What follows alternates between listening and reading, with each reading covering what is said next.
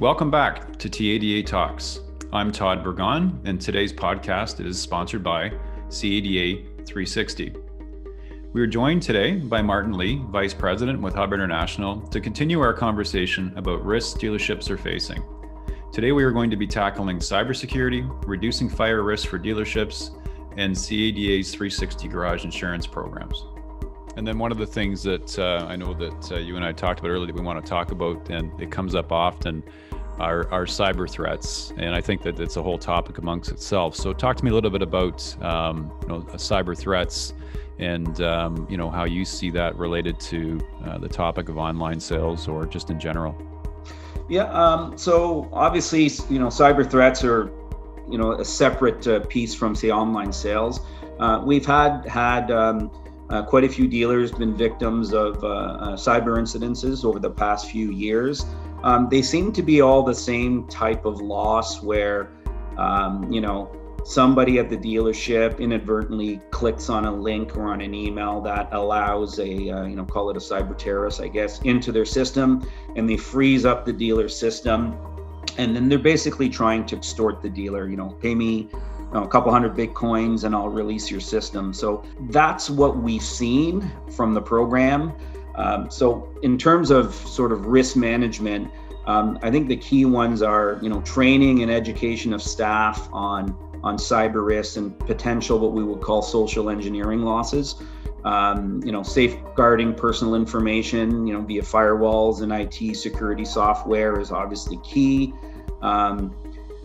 One thing is, the majority of the dealers in terms of private and personal information, a lot of that information seems to be housed within their third-party IT providers that are the conduit between, say, for themselves as a dealership and the financial institutions. So everybody has, contracts and agreements with various providers.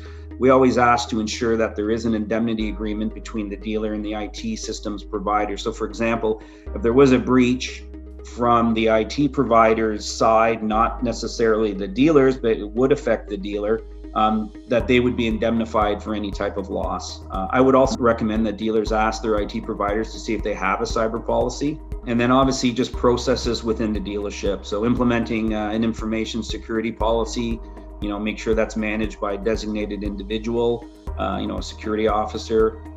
Make sure there's a policy of least privilege defining who's granted access to what information within the dealership.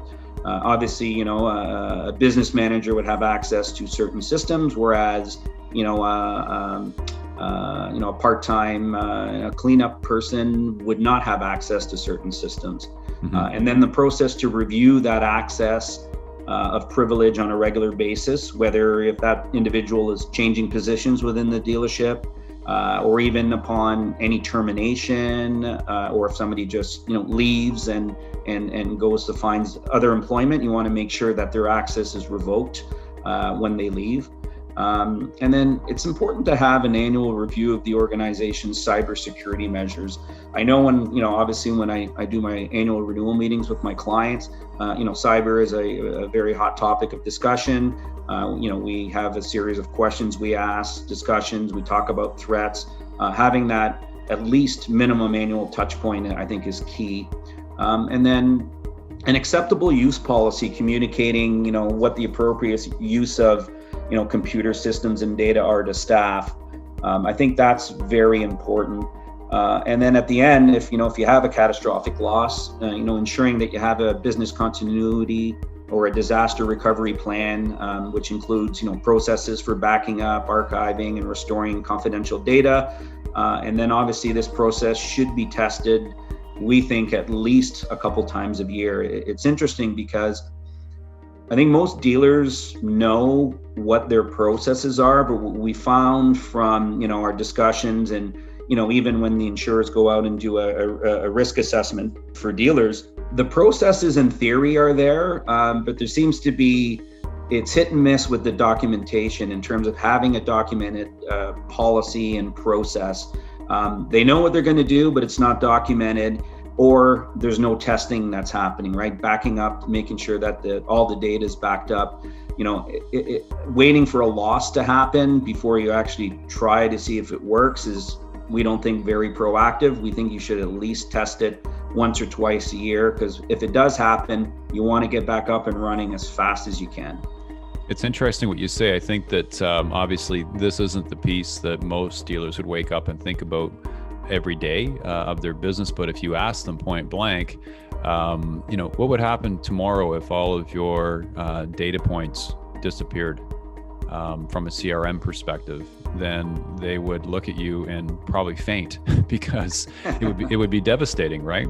Yeah. And so, you make a good point as to if they're using third-party provider, is that I'm sure that, all of the third-party providers that they're working with, because we would work with them in conjunction, that they do have these things in place, but it's certainly fair to ask and make sure that you have peace of mind that they are in place. So let's move on as we get close to the end of our time here. I want to cover off a couple of other quick topics. You mentioned at the very beginning some of the things that drive the cost of policy, and when you guys look at things that impact market, one of the ones that you mentioned was fires, and I've heard about various different fires across Canada over the last few years and the impact of them.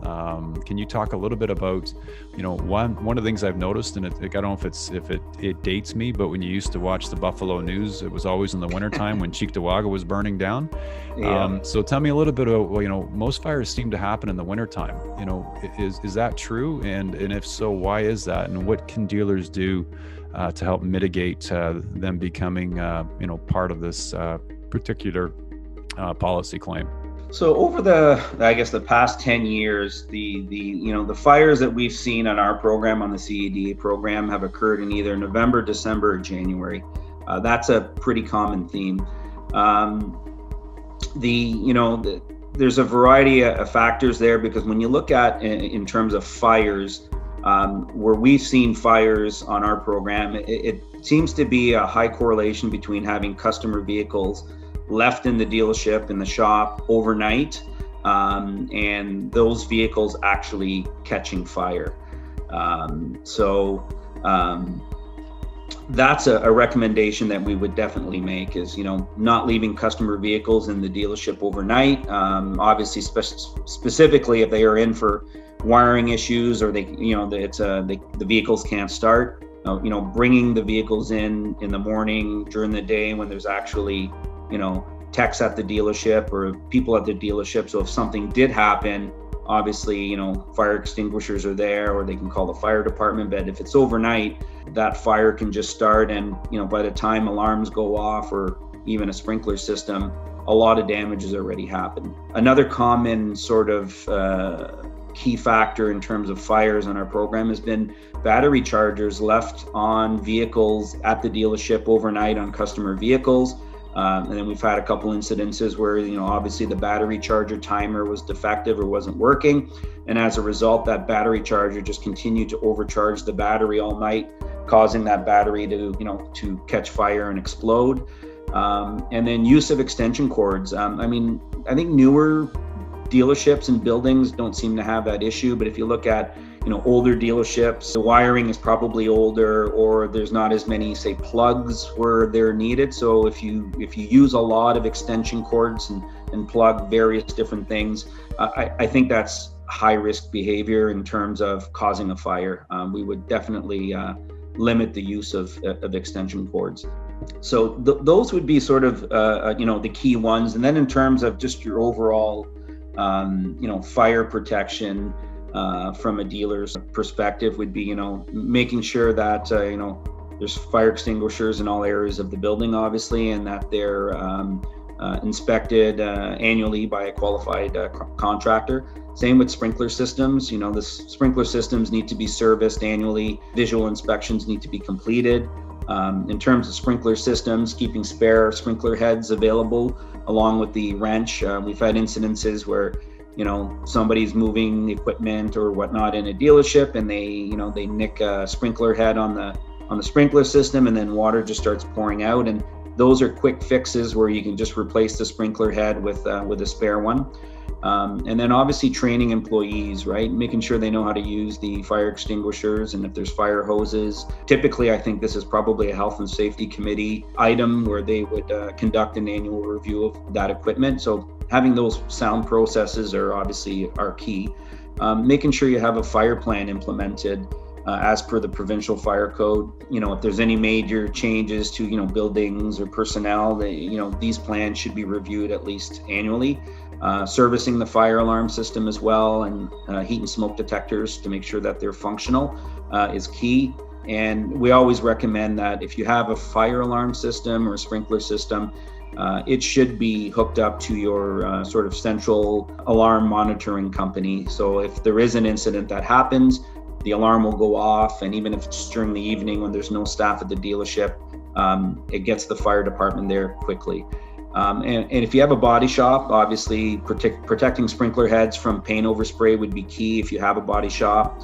And then posting layouts of the buildings throughout the building is a key one as well. Storing flammable liquids in metal containers, and only using metal containers in the service area for the disposal of oily rags. That's been a cause of fires in the past as well. Okay, excellent. Yeah, I mean, I'm not surprised, but I was a little bit shocked to see that a lot of this happens condensed in sort of a 90-day period. But all good sound advice, some of it, as you can appreciate, is common sense. But a lot of times we don't go back and revisit these things because we just assume that it'll never happen to us, right? Yeah, and Todd, we know that these processes work because I've had a couple of my clients where they've done some engine work on vehicles. Mm-hmm. And it would have been very easy for the techs to leave the vehicle in the dealership overnight while they wait for the part the following day. But these are discussion points that I have with my clients at every renewal meeting. And I've had a couple of dealers. Obviously, they follow the process. They push cars out.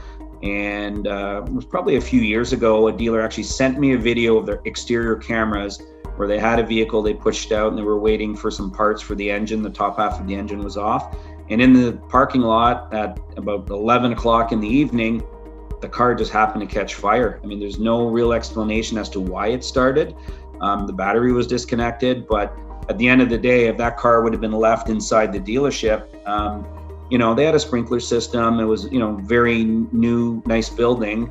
Would the place have burnt down? No, but the smoke damage and the disruption to their business, the smoke damage alone probably would have been, $800,000 to $1 million loss, and the disruption while they fixed it all up. So simple things like that I think are key. Yeah, and the great points. I mean, we've had enough disruption in our industry this year. We don't need to have any other disruption of things that we can't control, correct? So before we wrap up, let's talk a little bit about some of the people that might be listening to this or not on the CADA 360 program or working with Hub. Can you just give me a couple of points as to why you would think that they should consider working with CADA's garage insurance program versus maybe their current provider? The CADA 360 garage insurance program has made, I think, considerable strides over the past few years, especially since Hub's been the program broker, building a strong foundation with national spread of risk. And I believe positioning our program to be the best comprehensive, cost-effective, long-term options for dealers. Our knowledge and experience within this space spans 40 years. Another key thing is the experience that our key brokers have, in combination with sort of the creativity and the flexibility that we offer to sort of customize specific insurance needs for dealers specific to their individual exposures and needs, I think are key. Our program is very flexible. We can customize it to allow a dealer to manage their own risk and manage premiums. If dealers want to take on more risks or not take on more risks, it's a very flexible program that way. The other thing I think which is very key is we have very experienced individuals. We basically have a specialty division for dealership and leasing companies at Hub. The people that manage that business don't do anything else.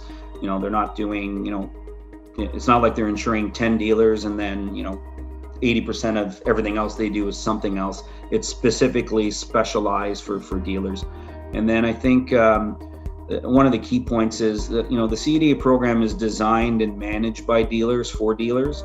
Hub, the insurer, meaning Aviva, and the representatives meet twice a year with the CADA and the CADA provincial dealer council members.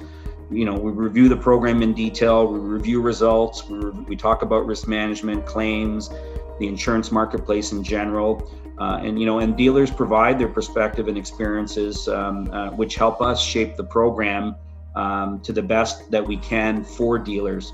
And then the last thing I would say is, supporting the CADA 360 Garage Insurance Program also helps support CADA and all the initiatives that they advocate for on behalf of the dealer community. So.